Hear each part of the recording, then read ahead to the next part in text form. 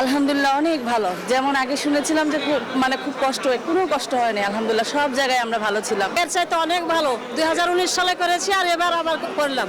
আমার কাছে খুবই ভালো লেগেছে। শুরু হলো হজের ফিরতি ফ্লাইট। শনিবার সকাল 11:15টায় প্রথম ফ্লাইটে শাহজালাল বিমানবন্দরে এসে পৌঁছান 419 হাজি।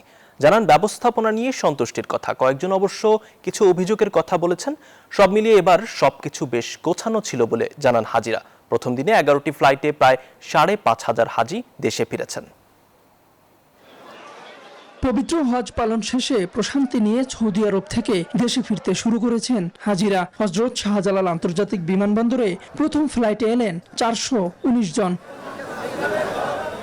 হাজিরা জানান এবারের ব্যবস্থাপনা ছিল বেশ গোছানো, ভোগান্তি ছাড়াই দেশে ফিরতে পেরেছেন তারা।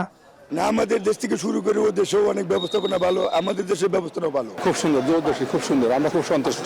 নারীরাও জানান সন্তুষ্টির কথা, বলেন এবারের ব্যবস্থাপনা ছিল পরিপাটি। আলহামদুলিল্লাহ অনেক ভালো। যেমন আগে শুনেছিলাম যে খুব কষ্ট হয়, কোনো কষ্ট হয়নি। আলহামদুলিল্লাহ সব জায়গায় আমরা ভালো ছিলাম। এর চাইতে অনেক ভালো। 2019 সালে করেছি আর এবার আবার করলাম। আমার কাছে খুবই ভালো লেগেছে। কয়েকজন অবশ্য কিছু অভিযোগের কথাও জানান। ট্রাভেল এজেন্সিগুলো করে কি, তারা বলে নিয়ে যায় একরকম, ওইখানে গিয়ে সেটা করে না। টাকার পরিমাণ যেটা আছে সবাই তো বোঝেন অবস্থাটা কি, একটু কম, এর থেকে আরেকটু কমাই দিলে খুব ভালো হতো। এবার বাংলাদেশ থেকে হজ করতে যান ৭৬,০০০-এর বেশি হাজি। তাওহিদুল ইসলাম, নিউজ 24, ঢাকা।